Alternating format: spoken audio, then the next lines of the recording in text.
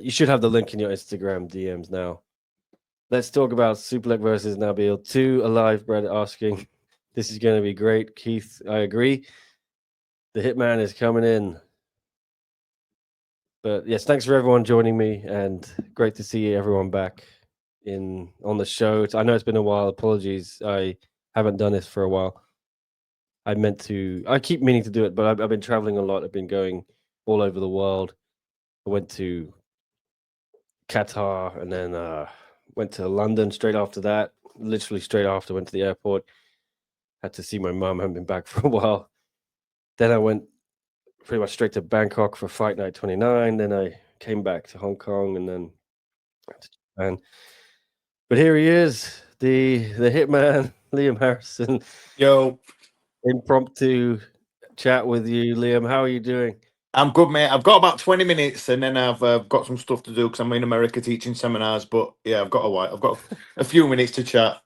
All right, well, dive straight in then. What do you want to talk about first from 1172? Oh, mate, you give me mate. There's so many different subjects here. There were drama, there was amazing fights, there were pay-per-view scandals, and there were all sorts going on. One, you get started, mate, and I'll just chip in with my 2 pence worth.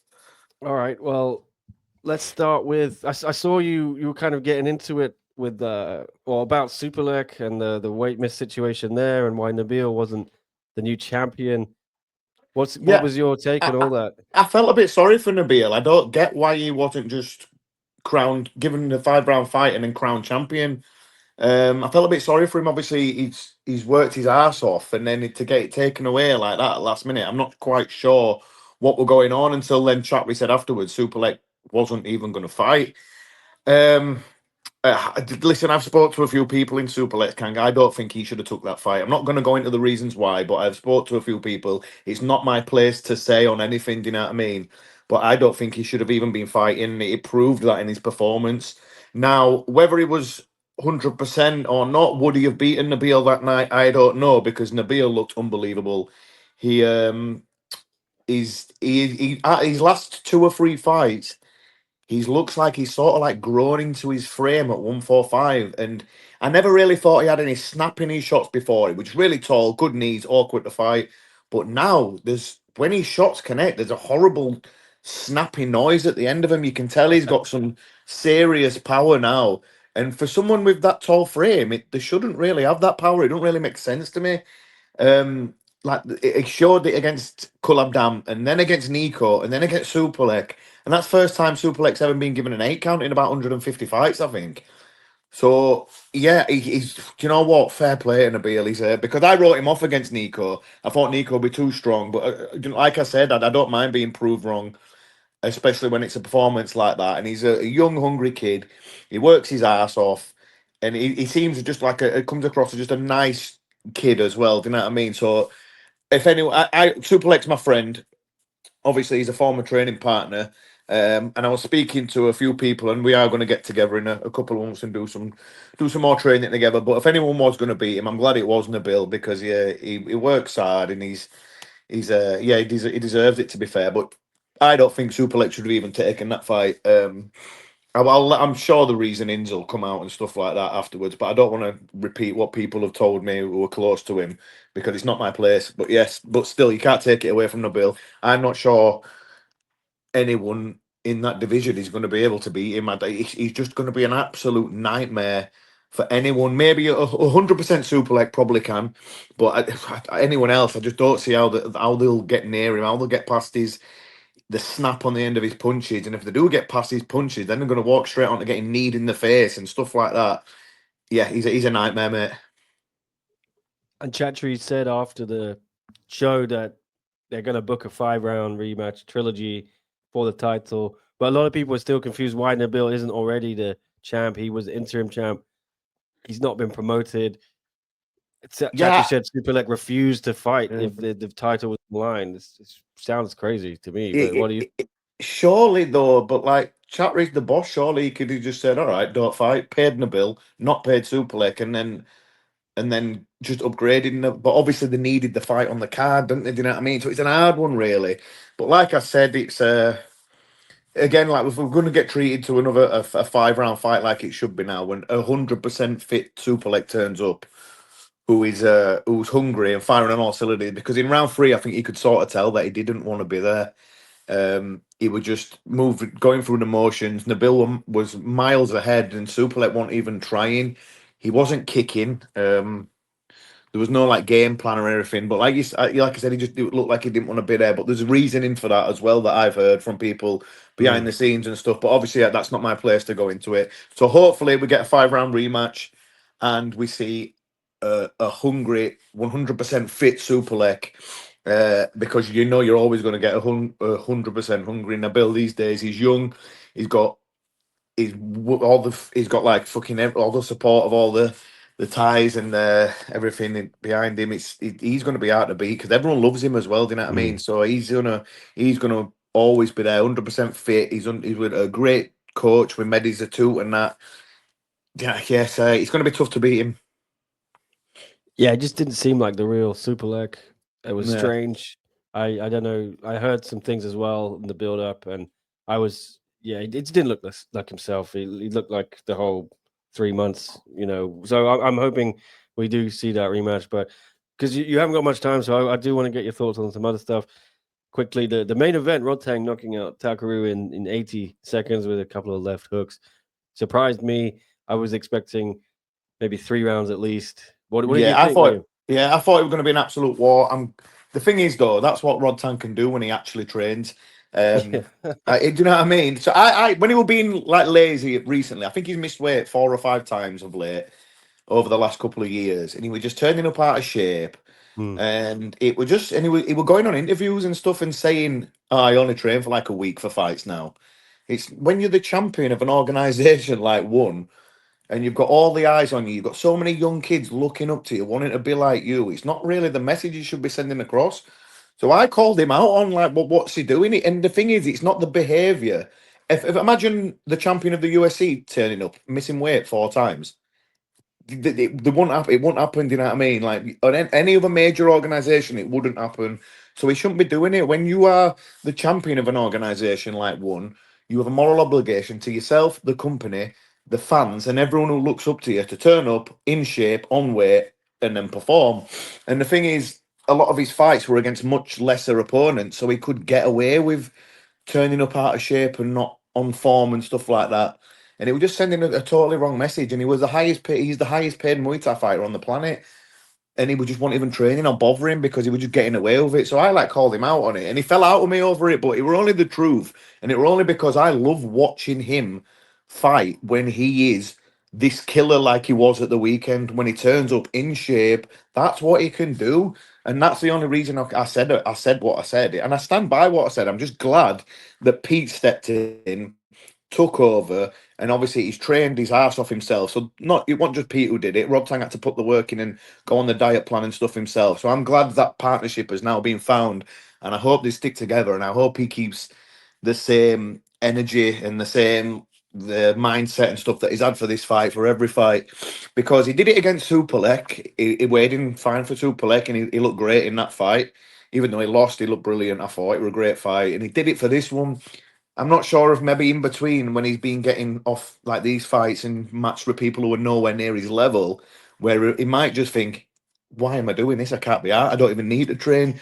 So as long as he gets matched with the top guys, and they are the top guys in that division now. There's Contarani, there's Jasu Yao, the Tiger, who's just been signed and stuff as well. They will give him hard fights, those guys. He will have to train for those fights, and he will have to make the weight, and he'll have to train, and he'll have to be on point. So as long as they match him with guys at his level, or even a Superlek rematch at 135 over 5 rounds. I know they're talking about him fighting Haggerty next.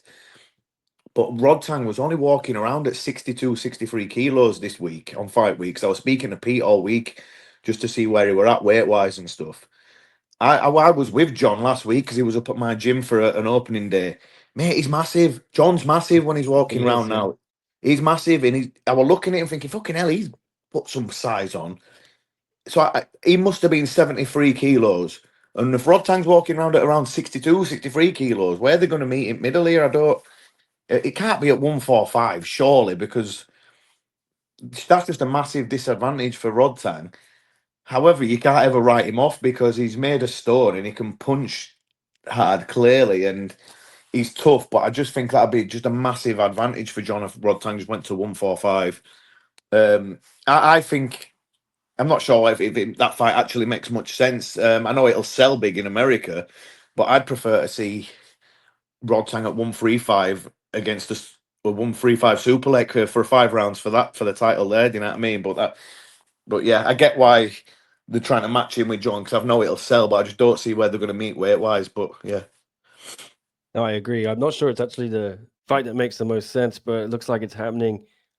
You mentioned Superlek. Do you think Superlek should be going back to flyweight? Could he? yeah. Look, he can do it easily. Do you know what I mean? If he got Pete on board and he was because if you look at how his body shape at the weekend, there were no muscles, there were no cuts. He looked fleshy. It's only he can defo do it as if he trained properly and he had a nutritionist on board just keeping tabs on him. He did it against Takeru, like that were only about what a year and a half ago or something. He did it easily then. So yeah, I think he definitely could. He just needs to get back in the right frame of mind, have a bit of time off, let his injuries heal up because he's clearly still carrying some, and yeah, and then go from there. See where he's at. But I definitely I prefer him at 135. Um, but yeah, I think he definitely can still do it. Yeah, you kind of said it already, but I don't think anyone's beating Nabil as long as Nabil hangs around at bantamweight. The lucky thing is, I think Nabil will eventually have to go up to featherweight. So The maybe thing is, Superlek. though, I speak to Pete. Obviously, me, Nabil, Rodtang, we've all got the same nutritionist. Nabil don't even walk around that heavy. I'm sure he only walks around about 70, 71 or something Yeah, like he that, said which is 71 in fucking last. absolutely outrageous, mate. So it's not like he's walking around at 74, 75 and killing himself like Nico were doing. This it's a walking park for him to get down to 145 at the minute still. That's scary. Yeah, I imagine, and I think Pete feels the same. He's 20 years old, and I think when he hits mid 20s, late 20s, his body may just kind of have to go up, right? Do you reckon he told me he thinks he might end up at lightweight? That's from the Beal himself, not just Yeah, featherweight, lightweight. yeah, but obviously he's only young. He's going to grow into his body. So yeah, like you say, 20, 22, 23, he'll probably hit the 155, and then when he gets to late 20s, it might even be that. And you might see something like he might be one of the first ever champions to win like won titles in 3 different ways because it's a strong possibility that he could do, especially if he grows into his body properly, like he's doing at the minute. Because yeah, it's scary to be fair. 6'4", and no, it's even scary that he were actually making 135 not long back. Yeah. Imagine turning up and you didn't know who you were fighting. Imagine turning up and going, "Oh, you're fighting him." You'd be like, "Get the fuck out of here! I'm not fighting him. He's 6'9". I don't think so. But yeah, yeah, it'd be it's just scary that if he just turned up and he were there at weighing at 135. All right, well, I know you're pressed for time. I just want to get your thoughts as well on the other big talking point, or one of them, Masaki Noiri and Tawanchai. Were you shocked by the outcome of that fight? I don't think many people, if anyone, gave Noiri a chance, but a third round TKO. I thought that he would. I thought Tawanchai had beat him on points, but I thought it'd be a really hard fight for him because I know Noir is tough as nails and he's awkward and he comes forward doing like them horrible calf kicks and stuff like that. And I thought Tawanchai would win on points, but I thought he'd have a rough time doing it because Noir is a good boxer, and he's tough and he does some nasty shots and stuff. I never thought he'd knock him spark out like that. It was, but I said yesterday I'm friends with Noir. He's a really nice guy, and I'm glad that he did win that fight because when he came to one, he had just a rough time them first two tight fights, didn't he? And I was telling everyone, going, "Oh, watch this guy. Um, he's going to be good. He's going to make waves." And then he came and he lost quite easily to City Chai. And then he lost to that guy who no one knows. And I was like, shit, I'm like, what the fuck's going on here? I thought, is Noari just like lost it overnight or something? And then he came back and he won. And then he's proved that he's still up there. He must have just come and just had a couple of off nights. But you know what? That how easily City Chai beat him proved how good City Chai is at kickboxing because that wasn't even a close fight, really. That was a serious performance from City Chai. So that just proved just how good he is. Um, under the kickboxing rule set. But yeah, like I say, I am glad Noari won. Like he's a proper nice guy. Yeah, I've known him for a while as well. We fought a long time ago in Japan. So yeah, he's a good guy. I'm glad he won, and I hope he keeps the belt for a little bit and has some good defenses. Like I say, now he fights Super Bomb for the undisputed title in Japan. That could be massive for a show later in the year. Yeah, who do you think wins that?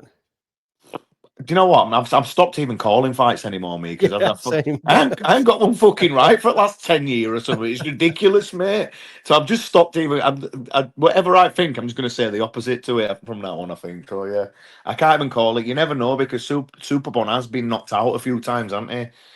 So if Noari catches him with a shot like he caught Tawanchai with, they could go. But then again, Superbon's skill level and it's an hard one. I'm not even going to comment on it, mate, because I'll probably get it wrong and look an idiot as per. Well, there's a couple questions in the chat. Have you got time? Yeah, I've got 10 and minutes. yeah, this was a big talking point as well. It's a fight that didn't happen. Marat Grigorian and Kaito. So Grigorian missed weight or didn't pass hydration in the 3 hours. He didn't come in because he couldn't piss, and then eventually came in and he was 3/4 a pound over, 350 grams. And then Kaito and his team weren't happy and they declined the fight. And then Chatri just shit all over Kaito. What did you make of that? What's your opinion on the whole thing? So there's stuff coming out from all over. I'm reading stuff that Kaito's saying. I'm reading what Gregorian's saying and stuff. So it all depends on what actually happened. Yeah, fair enough. If Gregorian was late to the weigh-in, but if he did produce a hydrated sample, and if he did weigh in only half a pound overweight. I was in the And room. Yeah, he did come in. I know there's conspiracy theories that the officials, cooked it up. But well, I there saw you him go. come Then in. if Yeah. that's the case, whether he was late or not, it's only half a fat pound, isn't it? Fuck me. It's not like you were 4 pounds overweight or anything, or even 2 pounds over. Half a pound. That's what I don't get why you would not still just go, oh well, you fucked it up. Give me 30% of your purse or whatever you get. I'll happily take the money and I'll happily take the fight. So he'd have got some of Gregorian's purse for him missing the weight as well, because that's what always happens. Well, usually always happens, but to then just go, I'm not fighting over half a pound. If that's the case, I sort of get where Chatry were coming from, and I don't know any fighter who would miss a fight over half a pound. Really, if that is the case, that's ridiculous. I think if you've trained for that amount of time to fight on a massive show like that, and you've put all the last 8 weeks of your life on hold, and you've been training your ass off, you're going to get on the biggest stage in Japan on that show, the biggest show of the year. Why wouldn't you want to fight over half a pound? I don't get it. That's just my thoughts anyway. I think personally the Japanese fighters are, from my experience, are quite traditional and they see missing weight as like an insult or as disrespectful, and they're under no obligation to take it. Right? I've seen a few No. Japanese fighters in one turn it down now, even if when the opponent passes the hydration after the weigh-ins. So I wasn't surprised. I was surprised by the level of Chatri's outburst. And he has apologized for it first. I don't think we've ever seen Chatri apologize, but did you see that? What he said? Yeah. Yeah. You I was know, the amazed. thing is though, I like watching Gregorian fight, so I was a bit pissed off myself, thinking, oh, I'm gutted. I really like him, because even when he loses, the fights are always entertaining. So I was a bit pissed off myself, and I was sort of with him. But then again, I'm not the fucking chairman of the organization, so you can't really. I suppose you can't really be saying stuff like that, can you? But I was sort of with what he was saying at the time. They half a pound. I just can't get my head around it. Yeah, I see everyone's side. I see everyone's point of view. Yeah. So it's just one of those things that happens. But sounds like someone. I don't know why Chatri apologized. Maybe he realized pissing off the Japanese fans is not a good idea if you're trying to blow up in Japan, or maybe he had a change of heart. I don't know, but he has apologized. We'll get into it later. But one for you from Flaming Mo here. What did you make of Nadaka Yoshinari I love him. in the He's pound my for pound stakes? Yeah, he he's was good, my huh? he's my favorite non. He's the best non-Thai fighter on the planet at the minute, and he's quickly going to. I think he'll quickly soon be just the best fighter on the planet. even in the stadiums in Thailand with 8 ounce gloves on and fighting at the weight he fights at. It's one of the most competitive weights, and none of the Thais can beat him. He's absolutely brilliant. That fight was just a perfect performance. There were perfect footwork, perfect evasion, perfect sweeps, perfect low kicks, and then a perfect knockout at the end. I honestly cannot sing his praises any higher. I've watched him for a while now, and he just keeps getting better and better and better. Yeah, I think he's brilliant. And Jonathan Di Bella, I thought he was brilliant too. Oh What mate, was your that opinion? guy is absolutely fucking. I thought Sam Ayer were fast, but he's absolutely. He's like a lightning bolt, mate. Like you're blinking, he's hit you 4 times, and that horrible calf kick he kept doing as well. It was making me wince. That. But yeah, I spoke to Jonathan the other day, and I just said, "Oh mate, congrats, that was fucking brilliant." 'Cause I really, really like watching him, and I'm not a massive fan of kickboxing. There's only a few fighters who I like I was saying, Gregorian, but DeBella is one of them. I really like him. Yes, I thought it was a great performance, but again, Chatri seemed to be a bit critical of him in the press conference. He said, John needs to develop a killer instinct and start finishing fights. I'm not It's sure. hard to, when you're fighting at that elite level of the best fighters on the planet. It's hard just to stroll in there and knock someone out. It's not easy, um, especially if like these are like the best fighters on the planet who he's fighting with every time, and it's tough, especially when you're only 56 kilos or whatever it is as well. It's not like he's like the big 75 kilo guys who are carrying massive amounts of power and that. Nah, I really enjoy watching him fights, whether he's stopping people or not. I'm here. I'm here to watch him, definitely. Yeah, I feel it's quite tough to finish Sam A. And he's had 400 fights. Yeah, I think exactly. only Even when he's you only get a guy like McIntyre. that in, yeah, even when you get a guy like that in trouble, they've got the experience and the sneakiness just to be able to survive and get themselves back out of it. It's tough to finish a guy like that unless you knock him flat out with one punch or a big elbow like Prajanchai did. Then it's going to be tough to finish him. All right. Well, I know you got to leave soon, so just quickly, I want to ask you about yourself. You're coming back in Denver, like we said, 173. It currently is. It might change if they announce another show before that, but you will be in America, no doubt. What happened? Why did you decide to unretire after you did all the song and dance? I know you still had your UK retirement plan, but what changed your mind? No, so that one was the last ever fight in the UK that I was going to do. I won't ever fight in England again. That it will build as the last dance in the UK, and I won't go back on that. Because I don't want everyone to think like I would just try to con people out of money. Then I come back and fight again a few months later. Well, this is last dance, really honest, I swear.